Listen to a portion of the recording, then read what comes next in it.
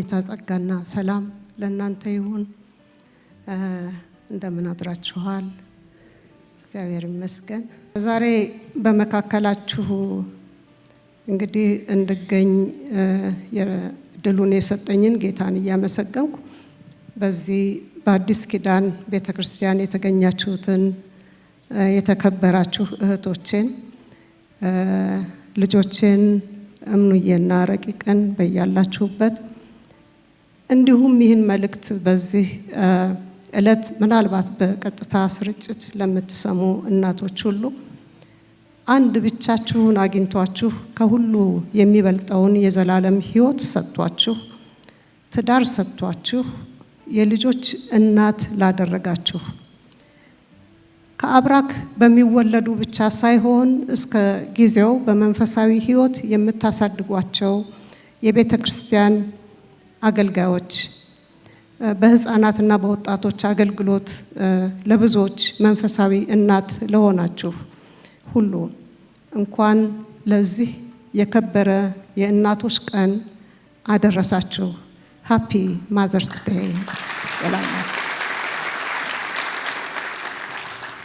እሱ የህይወታችሁ ገዢ ከሆነበት ጊዜ አንስቶ በክርስቶስ በሰማያዊ ስፍራ በመንፈሳዊ በረከት ሁሉ የባረካችሁ የጌታችን የኢየሱስ ክርስቶስ አምላክና አባት የተባረከ ይሁን።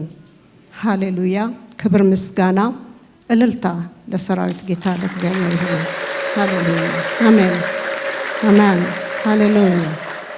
ያ ሁሉ በአንድነት ተነስተን ጌታ እግዚአብሔር በhalወቱ በመካከላችን ተገኝቶ በመንፈሱ እንዲነካካን እንዲያነቃቃን እንዲገናኘን ጊዜውን በጸሎት እንድናስረክበው በጌታ ፍቅርና በትህትና ጠይቃለሁ። እንደቆምን ለመልእክቴ የምንባብ ክፍል የመረጥኩት ትንቢተ ኤርምያስ ምዕራፍ 31 ከ3 እስከ 17 ያለውን ክፍል ነው። በአንድነትና በመጠባበቅ ብናነበው ደስ ይለኛል። እግዚአብሔርም ከሩቅ ተገለጠልኝ እንዲህም አለኝ፣ በዘላለም ፍቅር ወድጄሻለሁ፣ ስለዚህ በቸርነት ሳብኩሽ። የእስራኤል ድንግል ሆይ እንደገና እሰራሻለሁ፣ አንቺም ትሰሪያለሽ። እንደገናም ከበሮሽን አንስተሽ ከዘፋኞች ጋር ወደ ዘፈን ትወጫለሽ። እንደገናም በሰማሪያ ተራሮች ላይ የወይን ቦታዎችን ትተክያለሽ። አትክልተኞች ይተክላሉ፣ በፍሬውም ደስ ይላቸዋል።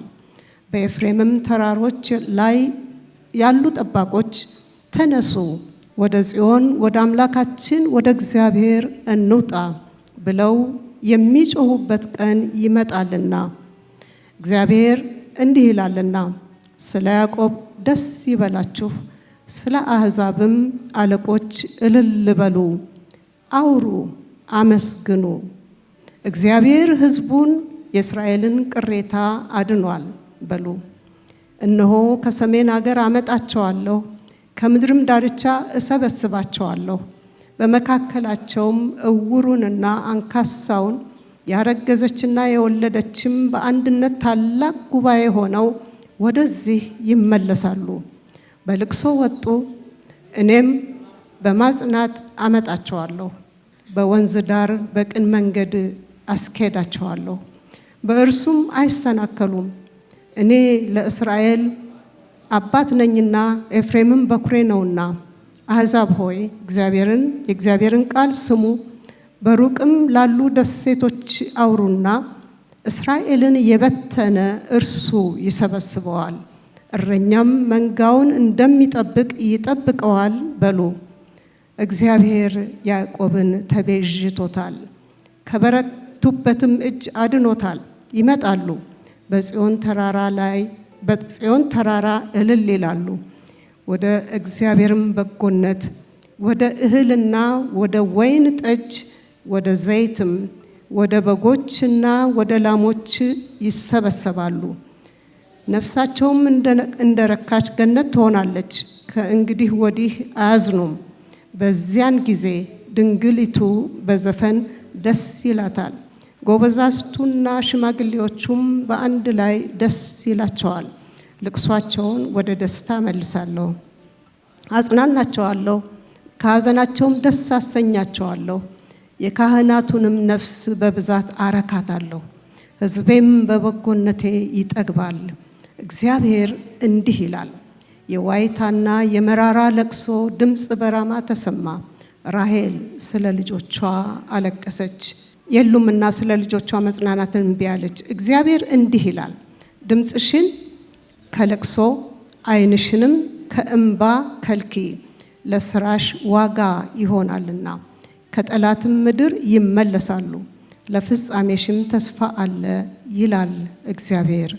ልጆችሽም ወደ ዳርቻቸው ይመለሳሉ። እንጸልይ። ሃሌሉያ ሃሌሉያ። የዘላለም አምላክ እግዚአብሔር ሆይ የቃልህ ፍቺ ያበራል።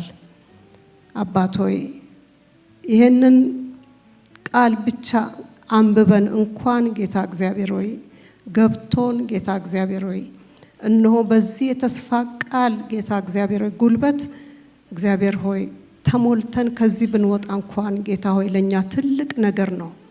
ስለዚህ የተስፋ ቃል እናመሰግንሃለን እግዚአብሔር ሆይ ቃልህ ሕያው ስለሆነ የዘላለም አምላክ እግዚአብሔር ሆይ እነሆ ጌታ ሆይ አንተ በሕይወታችን ያለህን ዘላለማዊ ፍቅር፣ ዘላለማዊ ሐሳብ፣ ዘላለማዊ ፈቃድ ለመፈጸም ጌታ ሆይ የጠራህን በስም ጠርተህ ጌታ ሆይ እያንዳንዳችንን ጌታ ሆይ የመረጥከን አንተ ስለሆንክ እግዚአብሔር ሆይ እነሆ ተበትነን እንኳን ቢሆን እግዚአብሔር አምላክና አባት ሆይ ከመንገድ ወጥተን እንኳን ቢሆን እግዚአብሔር አምላክና አባት ሆይ መስመር ስተን እንኳን ቢሆን አምላካችን እግዚአብሔር ሆይ ይህ የተስፋ ቃል ለኔና ለእህቶቼ ለወንድሞቼ ነው። እናመሰግንሃለን እናመሰግንሃለን እናመሰግንሃለን። እኛ ልንለዋወጥ እንችላለን እግዚአብሔር አምላክና አባት ሆይ መስመር ልንስት እንችላለን። አንተ ግን በዘላለማዊ ፍቅር ወደህናል። ስለዚህ እናመሰግንሃለን። የተወደድነንና እናመሰግንሃለን እግዚአብሔር ሆይ በዘላለም እቅድ ውስጥ የከተትከነንና እናመሰግንሃለን። ስለዚህ ብሩህ ቃል ጌታ እግዚአብሔር ሆይ እናመሰግንሃለን።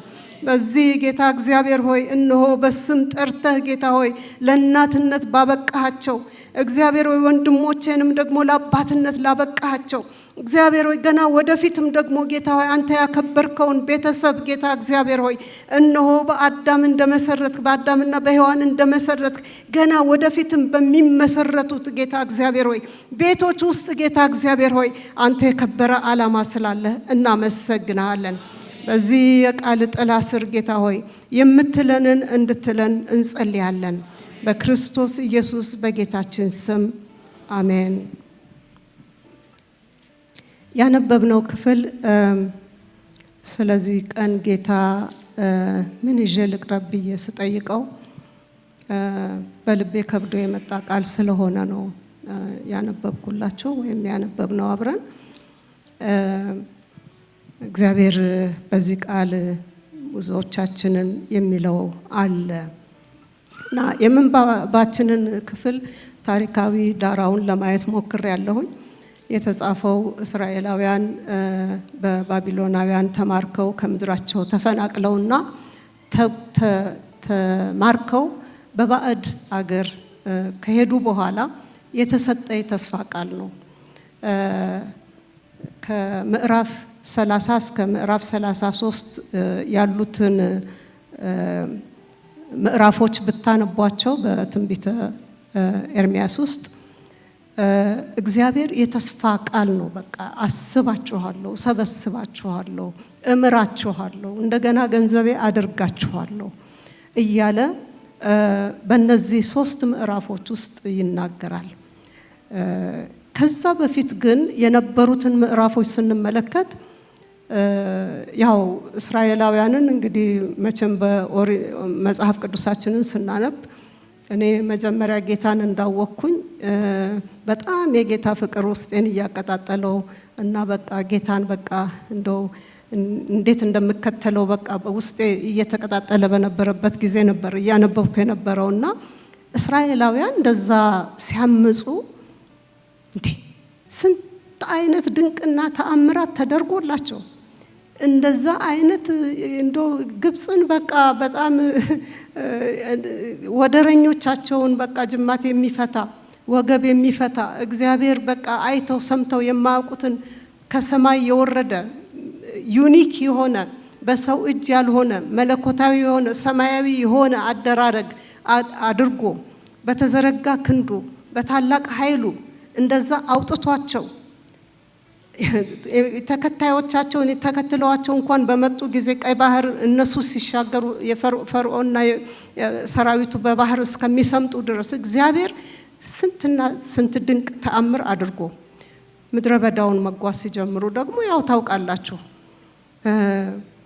እግዚአብሔር ቀን በደመና ምድረ በዳ ለምድረ በዳ በምድረ በዳ መጓዝ ቀላል አይደለም። ነገር ግን ደመና ጥላ አድርጎላቸው የፀሐዩ ትኩሳት እንዳይነካቸው ሌሊት ደግሞ ጨለማ ነው። በሌሊቱ ጨለማ ደግሞ እንዳይደነባበሩ የእሳት አምድ እያደረገ እየመራቸው ሲሄዱ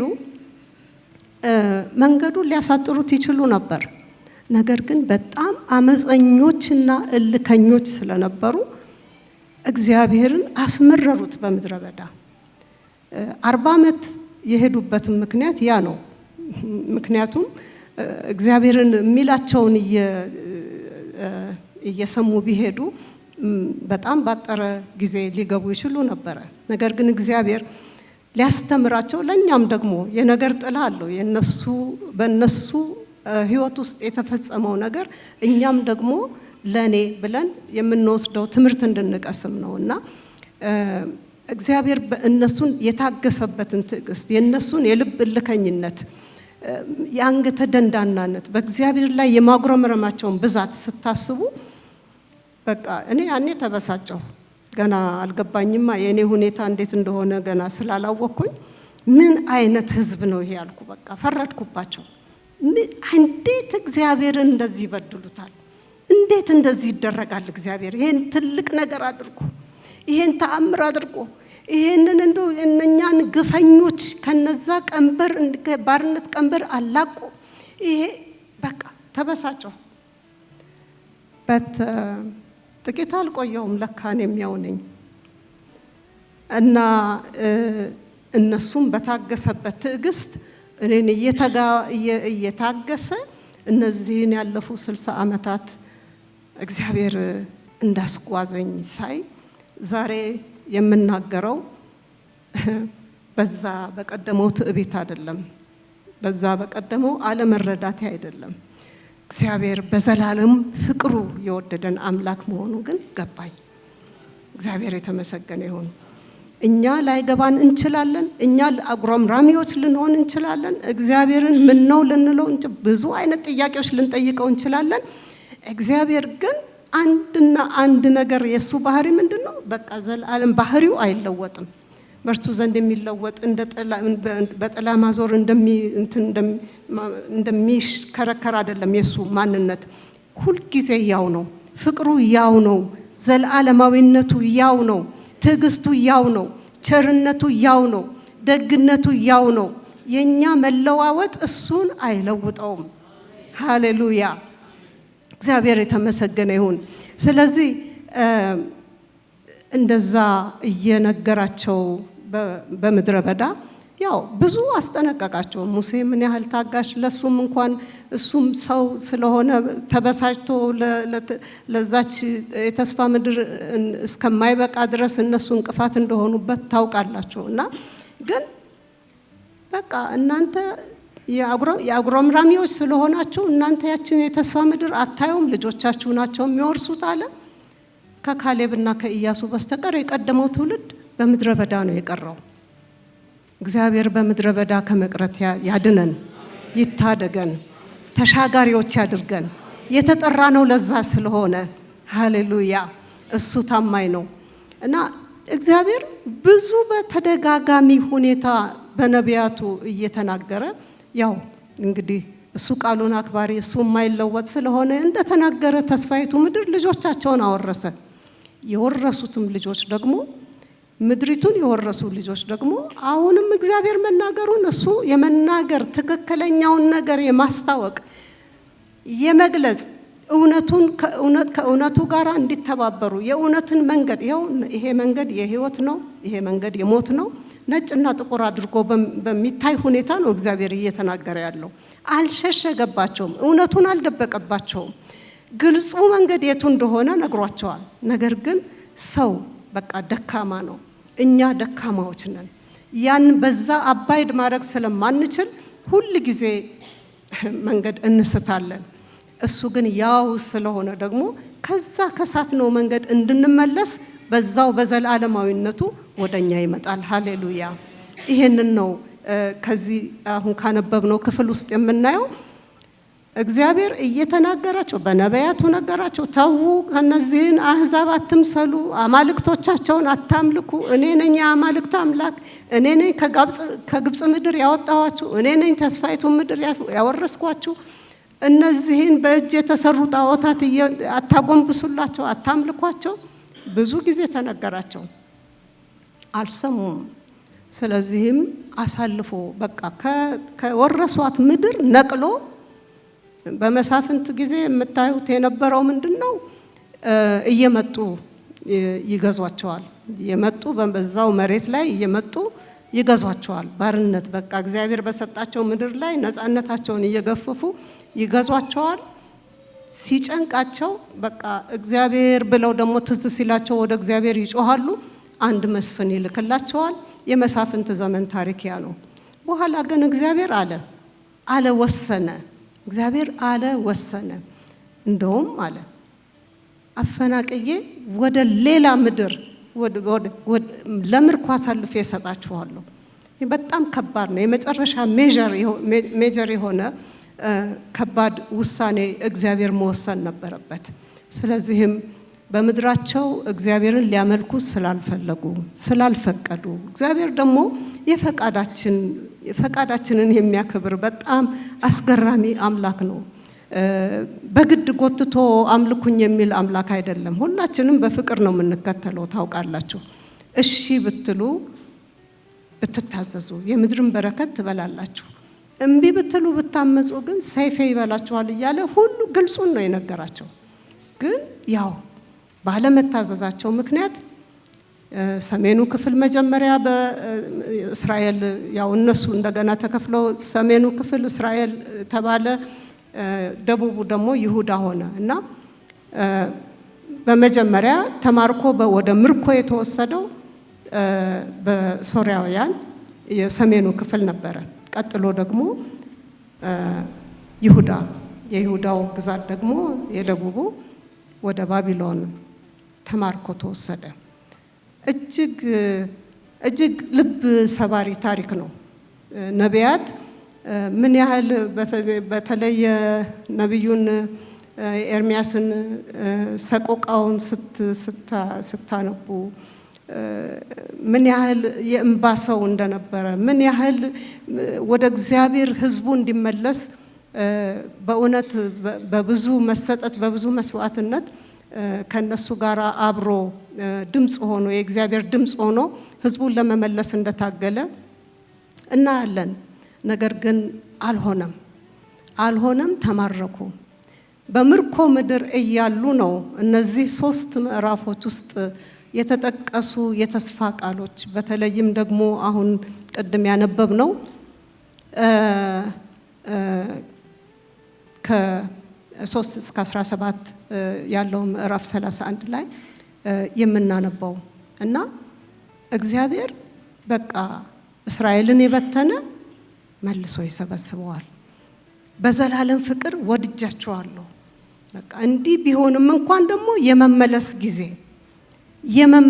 ጊዜ የመምጣት ጊዜ አለ እና አልተዋችሁም። እናንተ ተለወጣችሁ፣ እናንተ ሸሻችሁ፣ እናንተ አፈነገጣችሁ፣ እኔ ግን የዘላለም አምላክ ነኝ ብሎ እግዚአብሔር አምላክ ይሄንን የተስፋ ቃል ሲሰጣቸው ነው የምናነበውና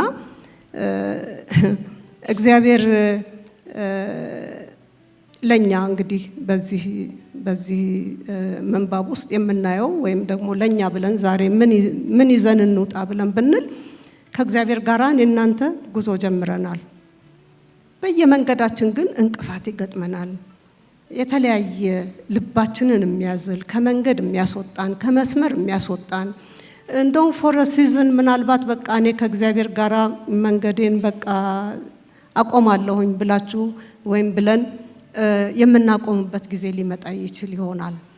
ነገር ግን ዛሬ በዚህ ቃል ልባችሁን በቃ መለስ አርጋችሁ ያታከታችሁ ነገር ቢኖር ተስፋ የቆረጣችሁበት ጉዳይ ቢኖር እስራኤል በዘላለም ፍቅር የወደዳችሁ መሆኑን እንዳትረሱ።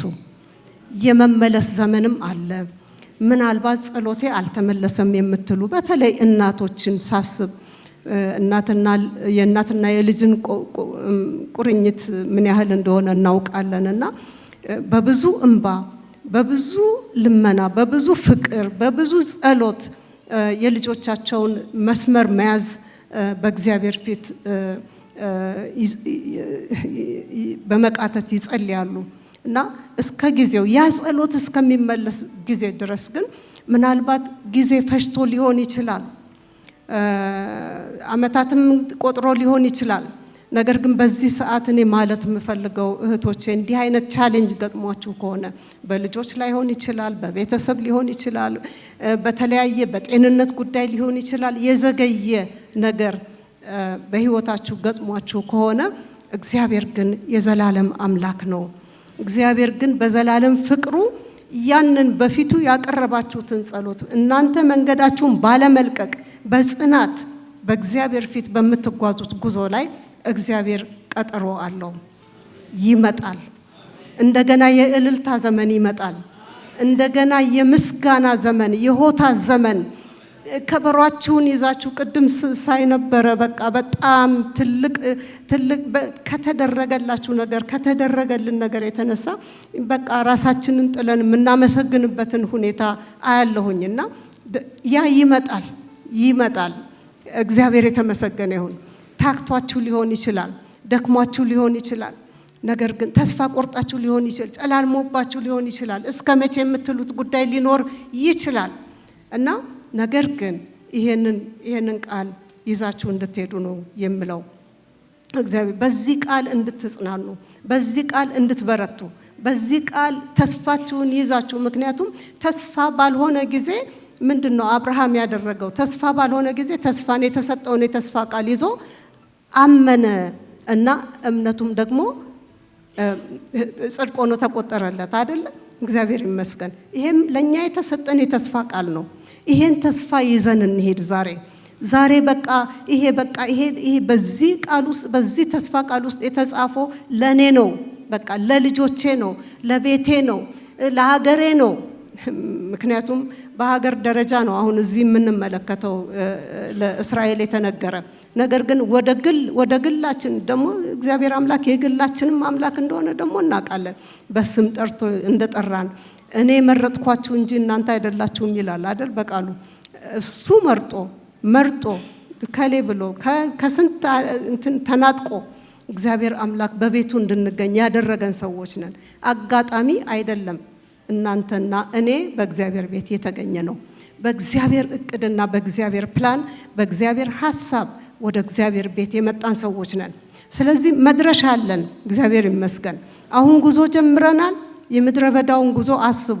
ይሄ ለኛ የምንጓዝበት ጉዞ እንደ ምድረ በዳ ቢሆንብን በምድረ በዳው ውስጥ ደግሞ ብዙ መሰላቸት ብዙ መዛል ሊኖር ስለሚችል ይሄንን መዳረሻችሁን በማሰብ ብቻ እንድትለመልሙ ውስጣችሁ እንዲለመልም ራስን ለማጽናናት አይደለም። የሰጠን ተስፋ የታመነ ስለሆነ ተስፋ ሰጪው የታመነ ስለሆነ ስጋ የለበሰ ሰው ስላልተናገረን ሁሉን የሚችል አምላክ እግዚአብሔር ስለሆነ የተናገረን እሱን ይዘን በቃ ምክንያቱም እንዲህ ነው። እምነት ማለት ይሄ ነው እኮ በቃ እምነት ማለት ይሄ ነው። ተስፋ ባልሆነልን ጊዜ ተስፋ የሚሰጥ ፍንጭ በጠፋ ጊዜ እሱ የተናገረውን እግዚአብሔር እንዲህ ብሏልና እግዚአብሔር እንዲህ ተናግሯልና ምናልባት በነቢያትም ተናግሯችሁ ሊሆን ይችላል። ነገር ግን ከነቢያት ድምጽ ከሁሉ የጸና የእግዚአብሔር ቃል አለን። እግዚአብሔር መጽሐፍ ቅዱስ አለን። በመጽሐፍ ቅዱስ ውስጥ የተጻፈው እያንዳንዱ is a letter of life። አንዳንድ ጊዜ አጋጥሟችሁ ሊሆን ይችላል። ለምትጸልዩበት ሁኔታ በእግዚአብሔር ፊት ለቀረባችሁበት ሁኔታ ልክ ዘሎ ወደ እናንተ የሚመጣ ቃል ሆኖ ሕያው ሆኖ ይመጣል። ለጊዜው በሚያስፈልግ አይነት ለጊዜው በሚናገር አይነት ማንም ሰው ሊነግራችሁ በማይችለው ወይም ደግሞ ኮንቪንስ ሊያደርጋችሁ በማይችልበት ሁኔታ ውስጥ ቃሉ ግን ሕያው ሆኖ ወደ እናንተ ሲመጣ ካላችሁበት ሁኔታ ውስጥ ዘላችሁ እንድትወጡ ያደርጋል። ቃሉ ኃይል አለው። ወገኖቼ ሆይ እንደተሻገረ ሰው አልፎ እንደሚያውቅ ሰው ነው የምናገረው። ዝም ብዬ በመላምትም አይደለም፣ ደርሶልኝ ስለሚያውቅ ታይም ኤንድ አጌን ጠላታችሁ አንድ ጊዜ መጥቶ በቃ በክርስቶስ ኢየሱስ ካሸነፋችሁት በኋላ በቃ እሷን በቃ መተው ነው ብሎ አይተዋችሁም። ይመጣል።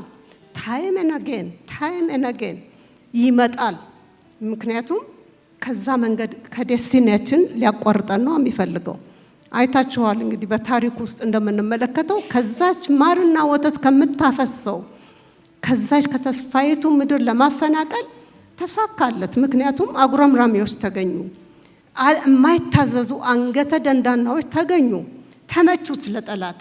እኔና እናንተ ለጠላት አንመቸው፣ እድል አንስጠው፣ እድል ፈንታ አይኑረው በእኛ ላይ። ነገር ግን ለቃሉ እድል ፈንታ እንስጠው እህቶቼና ወንድሞቼ። ምክንያቱም ቃሉ ያሻግራል፣ ቃሉ ጨለማን ያበራል፣ ቃሉ ታሪክ ይለውጣል፣ ቃሉ ይፈውሳል። የሆነውን ነው የምነግራችሁ፣ ዝም ብሎ አይደለም፣ ህይወት ነው። በየህይወታችሁ የተሰራ ድንቅ አለ። እውነቴን ነው የምላችሁ። ለዚህ ነው እንዲህ እድሜ ቢሆንም እንኳን ገና የቀረዝ ውስጥ ስላለ እግዚአብሔር አምላክ ያን ሳልጨርስ ኖ እላለሁ። በቃ ምንም እንዳልሆን በቃ እርዳኝ እና አንድ ጊዜ በዚያውም በተለይ ባለሁበት ሁኔታ ውስጥ ጊዜ አነሰኝ። ስለዚህ ራሴን መሰብሰብ አለብኝ ብዬ ሰበሰብኩ እና አላልቃለኝ። ስራው በጣም ሰፊ ነው እና እግዚአብሔር ሆይ ባክህን አልኩ። አንድ እህቴ እየሰማችኝ ነው። እንደው ይሄ 24 ሰዓት አልበቃኝም፣ 300 ሰዓት አድርግልኝ እስቲ አልኩ። ተሰማኝ ስለነበረ እንዴ እቴቴ እኛ 24 ሰዓቱን ምን እንደምናደርግበት አተናል። አንቺ ደግሞ 300 ሰዓት ታያለሽ። ምን ላደርግ? ጊዜ አልበቃም። ጊዜ ይሮጣል፣ ይፈጥናል። እንደ ሸማኔ መወርወሪያ ነው ወገኖቼ ሆይ ይሄዳል ያለው። ቀኑ ሲያልፍ ምን አደረኩ ብዬ ስል ይጠፋብኛል ያደረኩት። ወይም ደግሞ በአንድ ነገር ላይ ብቻ ስታክ እንድናደርግ ያደርጋል። እዛ ዴስቲኒ እንዳንደርስ ማለት ነው። ትግሉ ብዙ ነው። ነገር ግን ኃይልን በሚሰጠን በክርስቶስ ሃሌሉያ፣ ኃይልን በሚሰጠን በክርስቶስ ከአሸናፊዎች እንበልጣለን። ሃሌሉያ። ይሄ ነው። እኔ ብዙ ጊዜ ይገርመኛል ይሄ ቃል። መቆሚያዬ ነው። አሸናፊዎች አይደለንም። አሸናፊዎች ብቻ አይደለንም እኮ ከአሸናፊዎች እንበልጣለን። ዋው! ምን አይነት ፓወርፉል ቃል ነው! ምን አይነት አስደናቂ ቃል ነው! አስገራሚ ቃል ነው። በቃ ተራራ ደልዳላ ሜዳ ትሆናለህ፣ ባህር ደረቅ ሜዳ ትሆናለህ። የትኛውም ይምጣ የጠላት ፍላጻ በክርስቶስ ኢየሱስ ስም ይቆለመማል። ወንድሞቼና እህቶቼ ሆይ የጠራን የታመነ ነው። የጠራን በዘላለም ቃል ኪዳን ነው። በቃ እኛ እንጽና። ፈተና የለም አይደለም፣ በጣም ፈተና አለ እንጂ በአይነቱ። እኔ ጌታን እንደተቀበልኩኝ በቃ በጣም ፈንጠዝያ ነው፣ በጣም ደስታ ነው፣ በቃ ሰላም ነው። አይቼው ማላቀው ሰላም ውስጥ ገባው፣ ደስታ ውስጥ ገባው እና በቃ አልኩኝ this is beautiful። ከዛ አንድ ነገር ደግሞ አሰብኩኝ። ምክንያቱም ቃሉን ሳነበው እነ ግብፃውያንን እንዴት አድርጎ እግዚአብሔር አምላክ በታላቅ እጁና በተዘረጋ ክንዱ እንዳወጣ እስራኤላውያንን አነበብኩ። ባህር ተከፍሎ እንዳሻገራቸው አየሁ። ይሄ ነው እንጂ ህይወት ታዲያ ዝም ብሎ ሰላም ብቻ ነው እንዲያልኩኝ። ዝም ብሎ ሰላም ኖ ይሄ ሞናተነስ ነው ለኔ ያልኩኝ። ሞናተነስ ይሆንብኛል። ደላላ ሜዳ ማለት ዝም ብሎ ለጥ ያለ ሜዳ ምን አወራለሁ? ባህር ተከፍሎ ካልተሻገርኩኝ፣ ተራራ ተንዶ በክርስቶስ ኢየሱስ ስም ተራራውን በቃ የናደልኝ ጌታ ብዬ ካልመሰከርኩኝ ኢትዮጵያ ሞናተነስ አልኩኝ። እውነቴን ነው የምላችሁ። ይሄ ገና ጌታን እንደተቀበልኩ የገባኝ ነገር ነውና በቃ ይሄ ልክ የካሌብ መንፈስ በቃ ተራራማውን ነው በቃ አሸንፌ መሄድ መውረስ እንደዛ እና ይሄን ብዬ ስል ጓደኞቼ ምንድነው ልጅ ችግር የምትጠራው አይነት ነገር ነው ያሉት። በቃ ምን ላደርገው እኔ እዚህ ውስጥ የገባኝ ነገር ምንድነው? I need to experience him። በቃ I need to have encounter with him። አለዛ ምን ብዬ ልመስክር? ታምሜ እሱ ሲፈውሰኝ ካላየሁ በምን ወኔ ነው ኢየሱስ ይፈውሳል ብዬ እጄን ምጭነው? ወገኖቼ ሆይ ገጥሞኛል። ኩላሊቴን ሁለቱንም በተራ ኪድኒ ስቶን እና በጣም የሚያስገርም እንትን ነው። ምክንያቱም በቃ ቦስት አረግ ነበረ። በቃ ጌታ ኢየሱስ ፈዋሽ ነው። ወንድሜ ደግሞ በኪድኒ ስቶን ታላቅ ወንድሜ አሁን ወደ ጌታ ሄዷል። የጌታ ሰው በጣም ደስ በሚል ህይወት ኖሮ ወደ ጌታ ተጠቀለለ በቅርቡና ግን በመጀመሪያ ጊዜ በጣ ታላቅ ወንድሜ ነው። እኔ ያገኘሁትን ህይወት እንዲያገኝ ይፈልጋለሁ።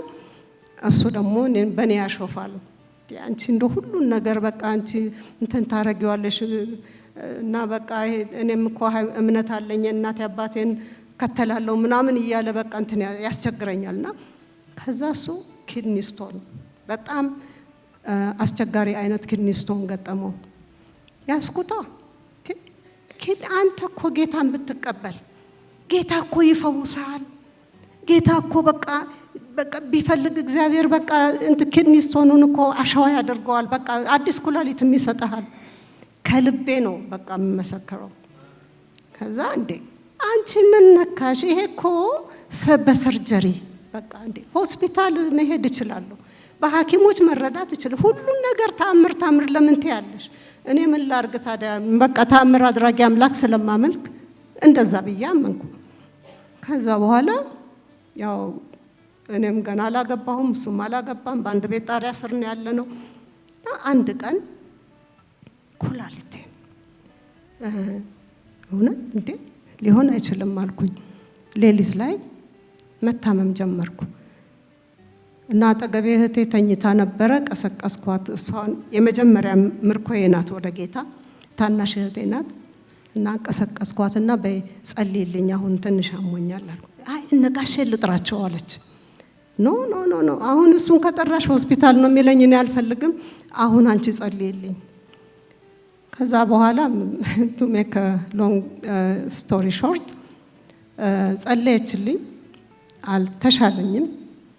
ጠዋት ተኝቼ ለቁርስ አልተገናኘንም። ወንድሜ መጣ መኝታ ቤቴ። ምን ሆነሻል አለኝ። አመመኝ ማለት አልፈለኩም።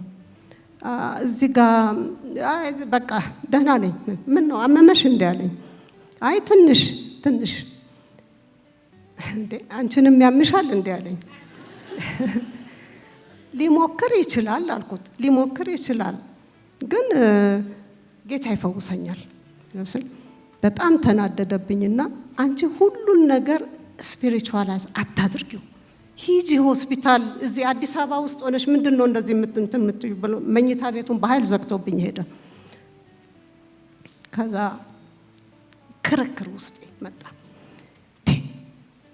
በአንድ በኩል ሰይጣን ልክ ነው እኮ እሱ የሚለው ልክ ነው እንጂ ይሄ በሰርጀሪ ነው ሄደሽ እሱ ሰርጀሪ ተቀጥሯል እና በሰርጀሪ በቃ እንደዛ ነው ሌላ መፍትሄ የለውም ይለኛል። በዚህ በኩል ደግሞ እንዴ ጌታዬ ሆይ ቃልህ እንደዚህ ይላል፣ እንደዚህ በቃ በእርሱ ቁስል እኛ ተፈወስን ይላል፣ ቃሉን ላከፈወሳቸውም ይላል። ይሄንን እኔ በግሌ ካልተለማመድኩት ከዚህ በኋላ ኢየሱስ ይፈውሳል ለማለት እንዴት እችላለሁ? አልችልም። ክርክር በቃ ክርክር ውስጤ ሁለቱ ይከራከሩ። ከዛ በኋላ ጌታ ያሸነፈ። እግዚአብሔር የተመሰገነ ይሁን። ሃሌሉያ። እና በምንም አይነት በቃ ሊሆን አይችልም አልኩኝ። እኔ የእግዚአብሔርን እጅ አይቼ ራሱ መፈወሱን አይቼ ያኔ ነው ልብ የሚኖረኝ ለሌሎች መጸለይ አልኩኝ። አገልጋዩ ጠራው። ያን ጊዜ ገና ፓስተርም የሚባል የለም፣ ገና ወንጌላውያን ናቸው። ጸሎት ነው፣ ሁላችንም ጸላዮች ነን።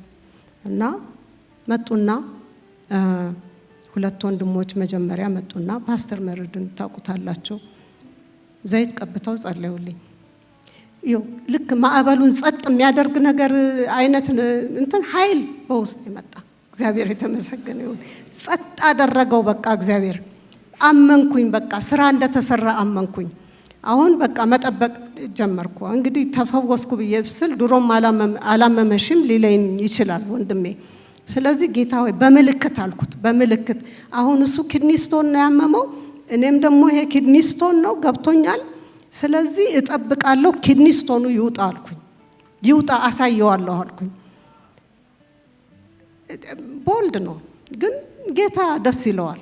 በቃ በጌታ ነው፣ እኔም በሌላ በምንም አይደለም። እሱን እኮ እንትን ለማለት ነውና ስለዚህ መጠበቅ ጀመርኩ።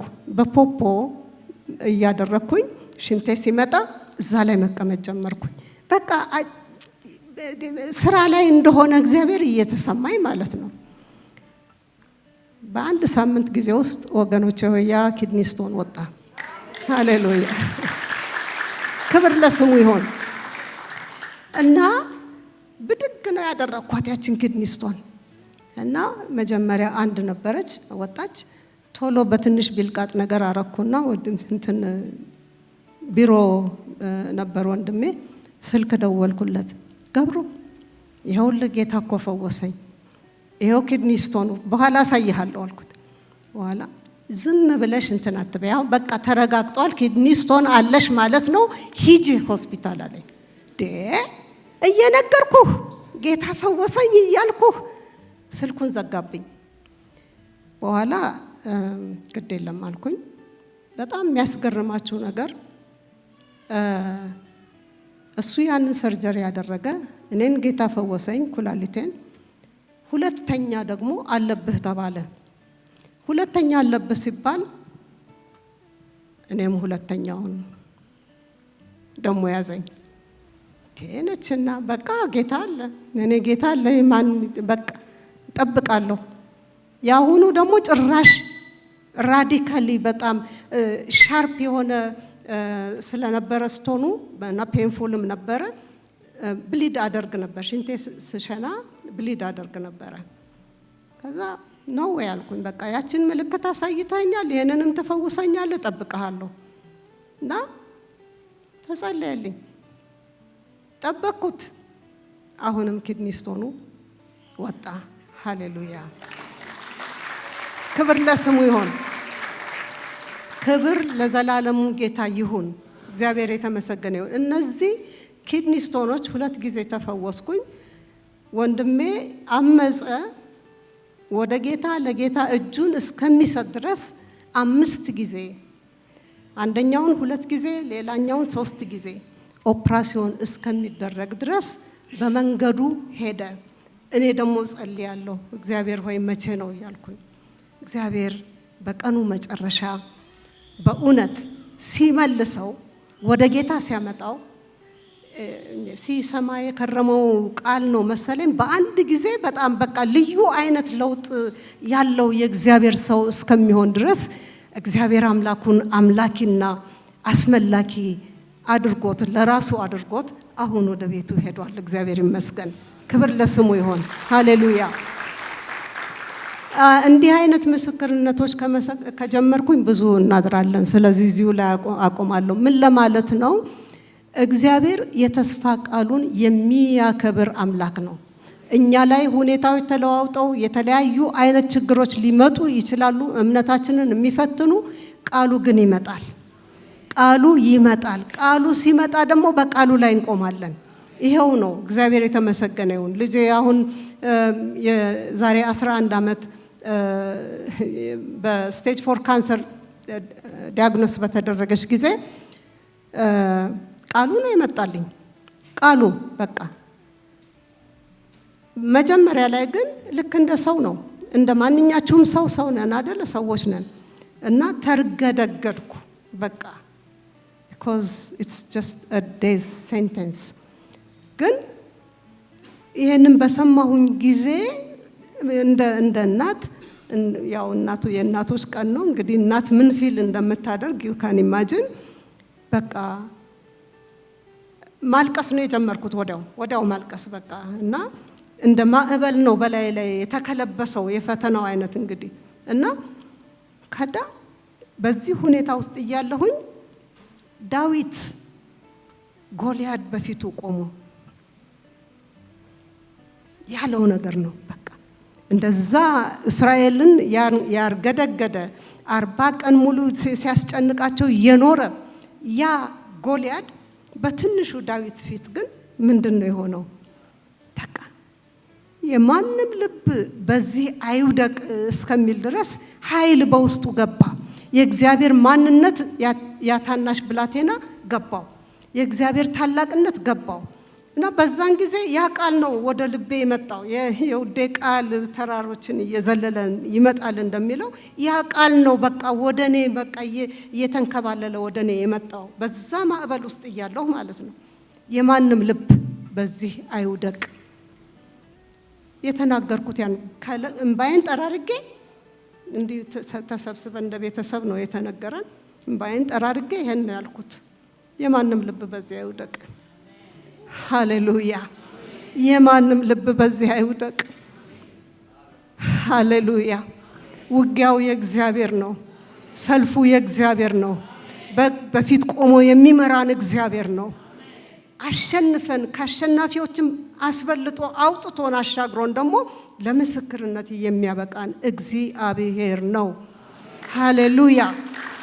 ክብር ለስሙ ይሁን። እግዚአብሔር ይሰራል።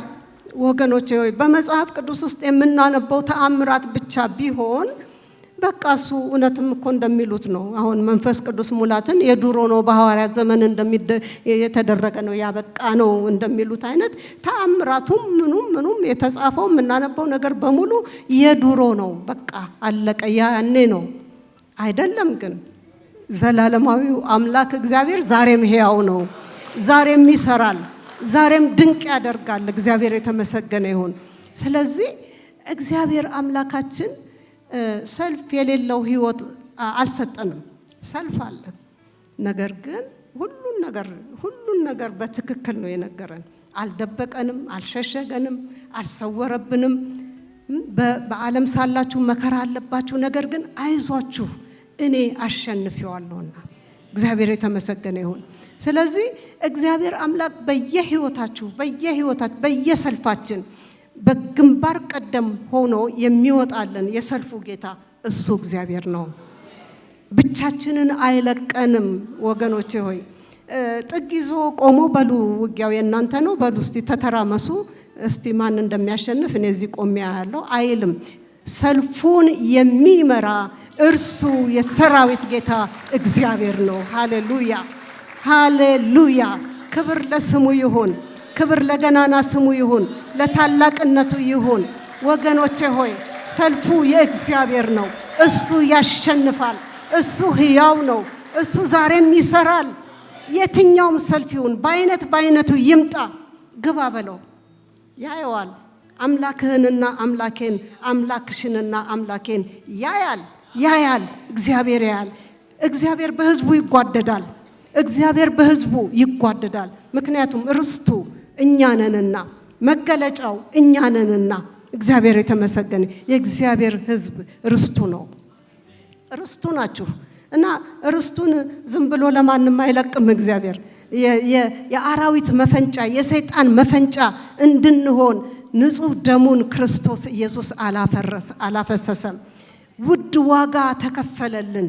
ውድ ዋጋ ተከፈለልን። ያ ውድ ዋጋ ከሞት ያድናል፣ ከበሽታ ይፈውሳል፣ ጨለማን ያበራል፣ ስብራትን ይጠግናል፣ ታሪክ ይቀይራል፣ ሁሉን ይሰራል።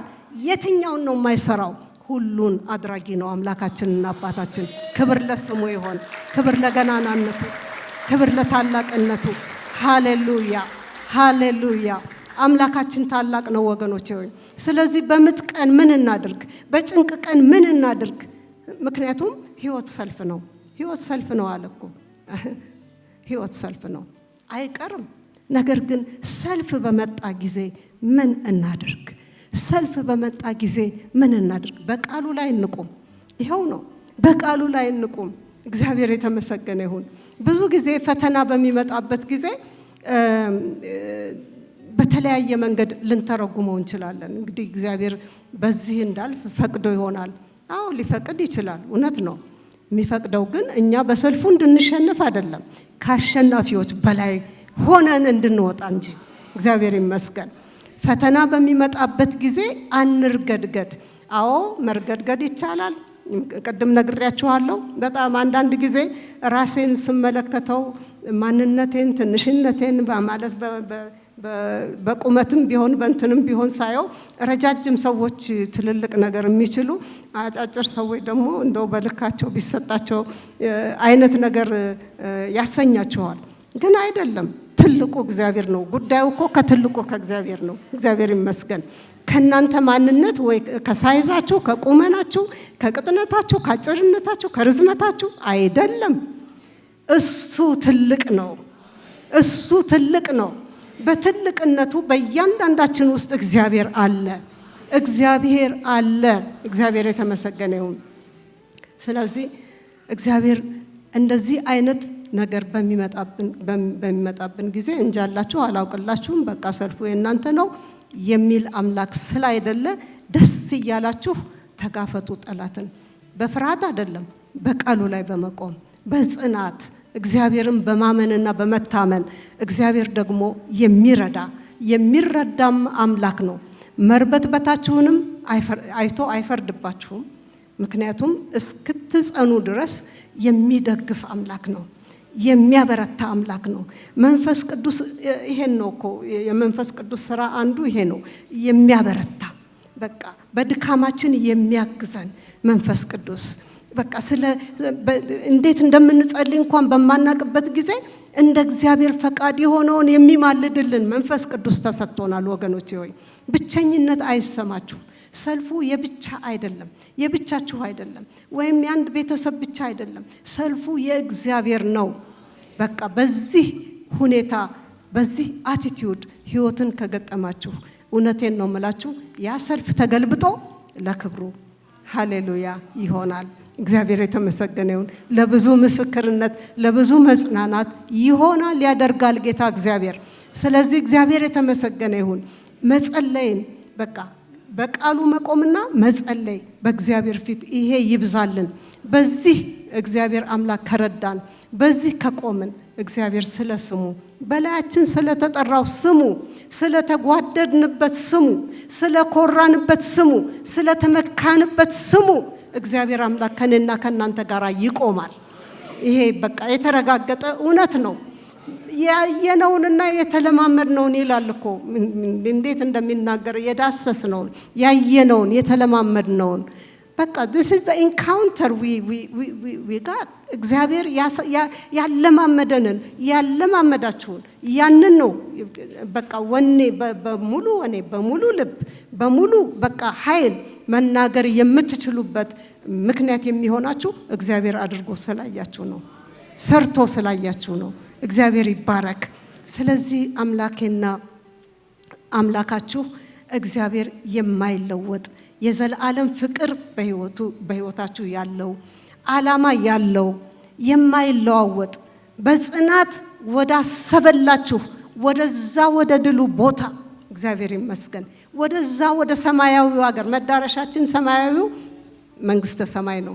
ነገር ግን በዚህ በምድር ትግላችን እግዚአብሔር አምላክ ከፊታችን እየወጣ እንደ ጨካኝና እንደ ኃያል ሆኖ ሰልፉን የሚመራ አምላክ ከኔና ከእናንተ ጋራ ነው። በዚህ በአስጨናቂ ዘመን ብቸኝነት አይሰማችሁ። በዚህ በሚገጥማችሁ በህይወታችሁ በሚገጥማችሁ በየትኛውም ሁኔታ ውስጥ ሰልፉ አይገጥማችሁ። ጸሎት በጣም ሞኒካ የምትባል የሴንት ኦገስቲን እናት በጣም የጸሎት ሰው ነበረች። በ300ዎቹ ዓመታት ውስጥ ጌታ ካረገ በኋላ የነበረ ሰው ነው ይሄ ኦገስቲን። እናቱ በጣም የጸሎት ሰው ነበረች። በጣም የጸሎት ሰው ነበረች። ልጇ ግን መንገድ ለቀቀ፣ መስመር ለቀቀ። ብዙ በቃ ተስፋ በሚያስቆርጥ አይነት ህይወት ውስጥ ገባ እና እሷ በሚሄድበት ቦታ ሁሉ እየተከተለች በሚደርስበት ከተማ ሁሉ እየደረሰች ትጸልያለች እና የሷ እምነት ምን ነበረ? a son of many prayers shall not perish። የብዙ ጸሎት በብዙ ጸሎት የተያዘ ልጅ አይጠፋም። ወገኖቼ ሆይ በብዙ ጸሎት የያዛችሁት በጌታ ፊት በእምነትና በጽናት የጸለያችሁት ጸሎት እንዲሁ ሜዳ ላይ ተኖ አይቀርም፣ ፍሬውን ታያላችሁ። ያ የሞኒካ ልጅ ሴንት ኦገስቲን እስከሚባል ድረስ በአዲስ ኪዳን የቤተ ክርስቲያንን እንትን የሚቀርጽ የታወቀ ሴንት እስከሚሆን ድረስ እግዚአብሔር አምላክ የዚችን እናት ጸንቶ የመቆም የመቃተት ፍሬዋን እግዚአብሔር አምላክ ይኸው ዛሬ ከዘመን ዘመን ተሻግሮ ሴንት ኦገስቲን ይጠቀሳል። ያቺ እናት ናት ግን ሚስጥሩ፣ ያቺ በጸሎት ትከታተለው የነበረችው። ዛሬ ለእናቶችም ደግሞ ይሄ ተስፋ እንዲሆን አስባለሁ። እግዚአብሔር ይመስገን። ብዙ እናቶች አስደንቀውኛል። ባይዘው እንትኑን ስመለከት አንዳንድ እናቶች በጣም የሚያስገርሙ ናቸው። ማለት እንደ ሞኒካም እንኳን ተስፋ አስቆራጭ አይነት ልጅ ብቻ ሳይሆን ብዛታቸው ብዙ የወለዱ እናቶች፣ ነገር ግን ከነዛ ውስጥ ደግሞ እግዚአብሔር ተጠቅሞባቸው እነኚህን እናቶች ምን አይነት ኃያላን የእግዚአብሔር ሰዎች እንደወጡ ስመለከት ዋው! እግዚአብሔር ሆይ ለእናቶች የሰጠው ጸጋ፣ በእናቶች ውስጥ ያስቀመጥከው ጸጋ። ምክንያቱም የመጀመሪያ አስተማሪ ናቸው እናቶች። በመጀመሪያ በቃ ከልጆች ጋር የሚገናኙ የኔና የእናንተ ፕሪቪሌጅ ወይም ደግሞ እድል ከማንም ከልጆቻችን ጋር የመጀመሪያዎቹ ነን። የመጀመሪያ በፍቅር የምንይዛቸው የምናስተምራቸው መንገድ የምናሳያቸው እኛ ነን እና እግዚአብሔር አምላክ ትልቅ ፕሪቪሌጅ የሰጠነን ለእናንተና ለእኔ ለእናቶች ማለት ነውና ሱዛና ዌልስ ዌዝሊ የምትባለው የጆንና የቻርልስ ዌዝሊ እናት ናት። እሷ እንግዲህ 18 ልጆች ወልዳ 8ቱ ሞተው 10 ልጆች ማኔጅ ያደረገች እናት ናት እና አስደናቂ ነው የሷ ጥበብ። በጣም ብርቱ ሴት በቃ በጣም የሚያስገርምና በእነዛን ልጆቿን ሰብስባ በኩሽናዋ ዙሪያ ቃሉን በማስተማር በ5 ዓመት ሲሞላቸው ጀምሮ በቃ ትምህርት ማንበብ ይጀምራሉ። እሷ ነች የምታስተምራቸው። ከኔ ማጀን 10 ልጆች ማኔጅ ማድረግ ይሄ ብቻ አይደለም። በጣም የሚያስገርመው ነገር ከነዚህ ውስጥ ደግሞ እግዚአብሔር ጆን እና ቻርልስ ዌዝሊ የሚባሉት በጣም የሜቶዲስት እሷ ራሷ የሜቶዲስቶች እናት እስከምትባል ድረስ እግዚአብሔር በጣም የሚያስከብር የሚያስደንቅ ጀግንነት የሞላባት ሴት ናትና እንደዚህ ተንከባክባ ያስተማረቻቸውና ያለ መታከት ዙሪያቸውን መንገድ ያሳየቻቸው እናት ጆን እና ቻርልስ ዌዝሊ የተባሉትን በጣም አስደናቂ ልጆች አውጥታለች።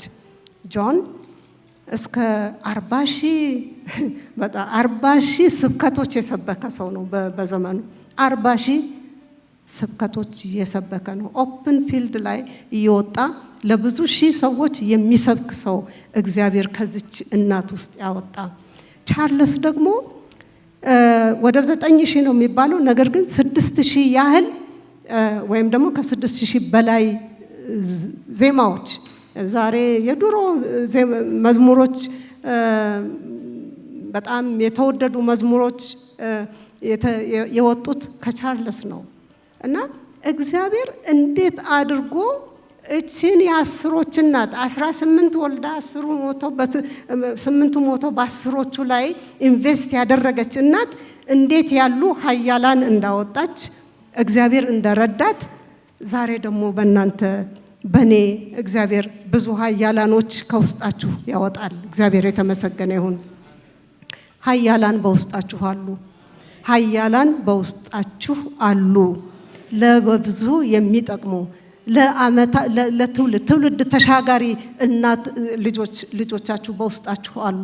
ዛሬ ምናልባት መንገድ ስተው የምታዩ ካላችሁ ተስፋ አትቁረጡ። የሞኒካን ኤግዛምፕል ነግሬያችኋለሁኝ። እግዚአብሔር አምላክ ምንም አይነት መስመር የለቀቀ ነገር በልጆቻችሁ ብታዩ በዘላለሙ ጌታ በእርሱ ላይ ታመኑ። እግዚአብሔር ድንቅ አድራጊ አምላክ ነው።